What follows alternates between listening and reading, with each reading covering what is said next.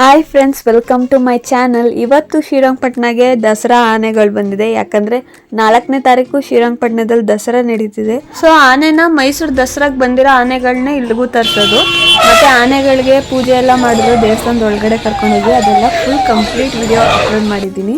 ಎಲ್ಲೂ ಸ್ಕಿಪ್ ಮಾಡಿದ ರೀತಿ ನೋಡಿ.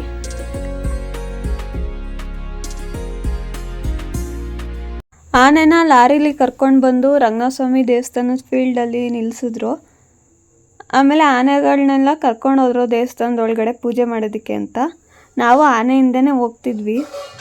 ಆದರೆ ಮಧ್ಯದಲ್ಲಿ ಕುದುರೆ ನೋಡಿ ಮತ್ತು ವೆಹಿಕಲ್ಸ್ ಹಾರನ್ನೆಲ್ಲ ಕೇಳಿ ಆನೆ ಸ್ವಲ್ಪ ಗಾಬರಿ ಆಯಿತು. ಆ ವಿಡಿಯೋನ ಅಪ್ಲೋಡ್ ಮಾಡಿದ್ದೀನಿ ನೋಡಿ.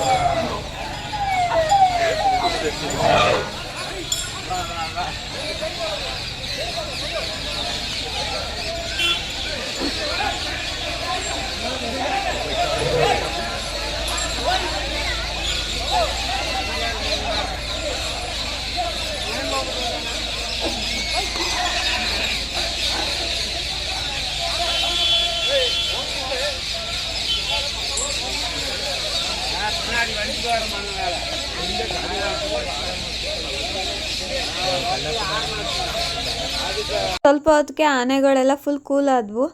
ಆಮೇಲೆ ನಾವು ಆನೆ ಪಕ್ಕನೇ ಹೋದ್ವಿ, ನಮಗೇನು ಭಯ ಆಗಲಿಲ್ಲ. ಅದಾದಮೇಲೆ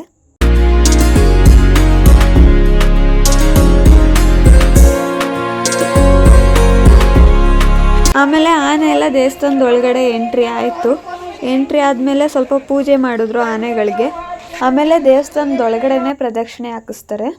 ಪ್ರತಿ ವರ್ಷವೂ ಹೀಗೆ ಪೂಜೆ ಮಾಡ್ತಾರೆ. ದಸರಾ ನಾಳೆ ಅಂತಂದರೆ ಇವತ್ತಿನ ದಿನವೇ ಆನೆನ ಕರ್ಕೊಂಡು ಬಂದು ದೇವಸ್ಥಾನದ ಒಳಗಡೆ ಕರ್ಕೊಂಡು ಹೋಗಿ ಚೆನ್ನಾಗಿ ಪೂಜೆ ಮಾಡಿ, ಅದಾದಮೇಲೆ ದೇವಸ್ಥಾನದಿಂದ ಹೊರಗಡೆ ಕರ್ಕೊಂಡು ಬಂದು ಆನೆಗೆ ಅಂತಲೇ ಒಂದು ಸ್ಪೇಸ್ ಇದೆ, ಅದ ಹೆಸರು ಸೆಂದಿಲ್ ಕೋಟೆ ಅಂತ. ಅದನ್ನು ವಿಡಿಯೋ ಅಪ್ಲೋಡ್ ಮಾಡಿದ್ದೀನಿ.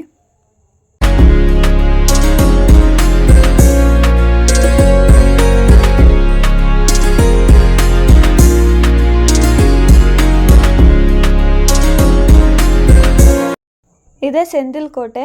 ಆನೆಗಳನ್ನ ಯಾವಾಗ್ಲೂ ಇಲ್ಲೇ ಕರ್ಕೊಂಡ್ಬಂದು ಕಟ್ಟಾಕೋದು. ಆಮೇಲೆ ಒಳಗಡೆ ಯಾರನ್ನೂ ಬಿಡ್ತಾ ಇರಲಿಲ್ಲ, ಫುಲ್ ಪೊಲೀಸ್ ಎಲ್ಲ ಕವರ್ ಆಗಿದ್ರು. ಆವಾಗ ವೆಹಿಕಲ್ಸ್ ಹೋಗ್ಬೇಕಾದ್ರೆ ಸ್ವಲ್ಪ ಬಾಗಿಲು ತೆಗೆದ್ರಲ್ಲ, ಆವಾಗ ವಿಡಿಯೋ ಮಾಡಿಕೊಂಡೆ.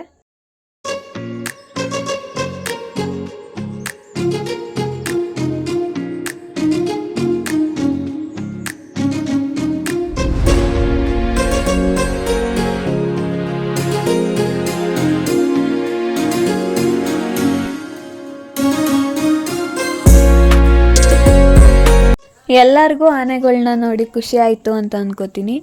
ನೆಕ್ಸ್ಟ್ ವ್ಲಾಗಲ್ಲಿ ನವರಾತ್ರಿ ಹಬ್ಬದ ಪ್ರಯುಕ್ತ ಗೊಂಬೆಗಳನ್ನೆಲ್ಲ ಕೂರಿಸಿ ಪೂಜೆ ಮಾಡ್ತಾರೆ ನಮ್ಮೂರಲ್ಲಿ. ಆ ವ್ಲಾಗ್ನ ಅಪ್ಲೋಡ್ ಮಾಡ್ತೀನಿ. ಹಾಗೆಯೇ ದಸರಾ ಎಲ್ಲ ಹೇಗೆ ನಡೀತು ಅನ್ನೋದನ್ನು ಅಪ್ಲೋಡ್ ಮಾಡ್ತೀನಿ. ಸೊ ನನ್ನ ಚಾನಲ್ನ ಸಬ್ಸ್ಕ್ರೈಬ್ ಆಗಿ, ಲೈಕ್, ಶೇರ್ ಆಗಿ ಕಮೆಂಟ್ ಮಾಡಿರಿ. ನೆಕ್ಸ್ಟ್ ವೀಡಿಯೋನಲ್ಲಿ ಸಿಗ್ತೀನಿ. Thank you.